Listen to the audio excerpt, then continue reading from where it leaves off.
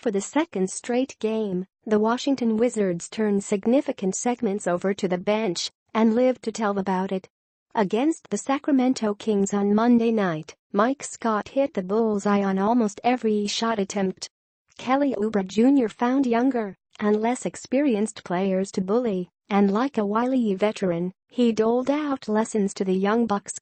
And when it was entrusted with the game, the Wizards' five-man bench played at a fast and unrelenting tempo, guiding Washington to a 110-92 win over Sacramento in front of an announced crowd of 14,660 at Capital One Arena.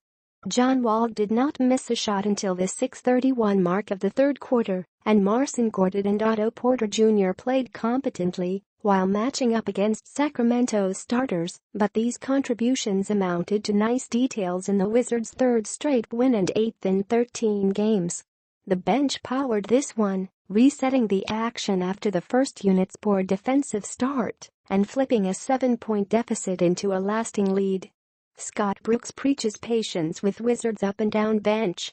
"Just being unselfish," Scott explained, then ticked off the winning formula, keeping the tempo up, playing fast and playing unselfish on both ends, and getting the easy buckets. Moving the ball, and it's been working. Oubre and Scott entered the Monday matchup as the high scorers on the bench and continued that trend against the Kings. Scott hit his first 4 shots and eclipsed his 8.0 scoring average by halftime. He finished with 15 points on 6-for-8 shooting. Oubre played a balanced game with 12 points, 8 rebounds and 2 steals. Wall made 8 of 9 from the field for 21 points and finished with 9 assists, while Gortat scored 18 and pulled down 7 rebounds. Might have been his best game of the season, Coach Scott Brooks said. Porter provided 15 points, and Bradley Beal scored 14, but rested through much of the fourth quarter, while the second unit finished the job. "We know it's a work in progress not having Markieff Morris and having Kelly and guys in the starting lineup," Wall said, then mentioned Brooks' evident plan in allowing the bench to develop. "He's getting those guys used to the 5 guys that they're going to have out there and building that confidence up. I think they're doing a great job out there." The bench scored 38, not quite matching its 54-point performance from Saturday against the Atlanta Hawks, but again rewarding Brooks for playing 5 role players at the same time.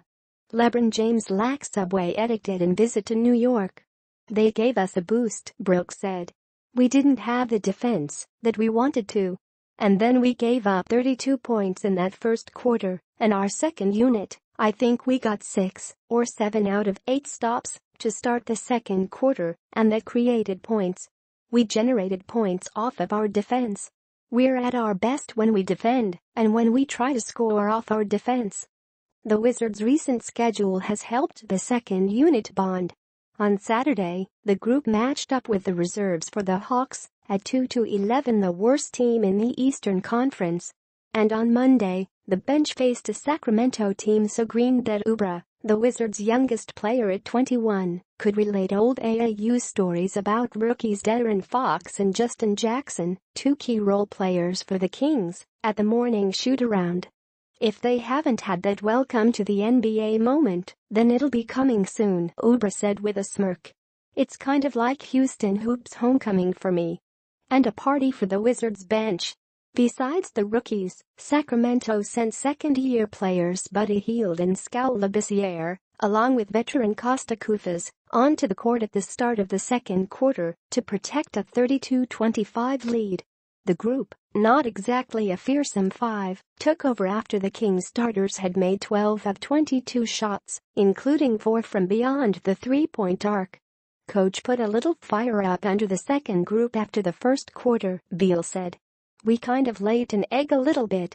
We weren't as aggressive on the defensive end, and they came in and got the lead right back in a snap of a finger. That was great," Beal continued. "That shows signs of growth and maturity from us as a group." Washington's reserves, including Tim Frazier, Jody Meeks and Ian Mahinmi, cleaned up where the starters had made a defensive mess. Starting in the second quarter, the defense clicked, and Washington held the Kings to 40.5% shooting for the night. Sports Daily Newsletter. Sports news with a focus on DC area teams. Sign up. In the quarter, Meeks hit driving shots on consecutive possessions, then Oubre began his mission to reclaim AAU supremacy, outworking Jackson for a strong offensive rebound and putback. Scott also made easy work of the Kings and entered target practice. Oubre, who attacked Jackson on every half-court possession, penetrated and found Scott behind him, wide open at the elbow. Over the opening 3:43 of the quarter, Washington outscored the Kings 15-2. As the Wizards starters returned, Sacramento coach Dave Joerger stayed with his young substitutes, and that meant Wall faced little resistance as well.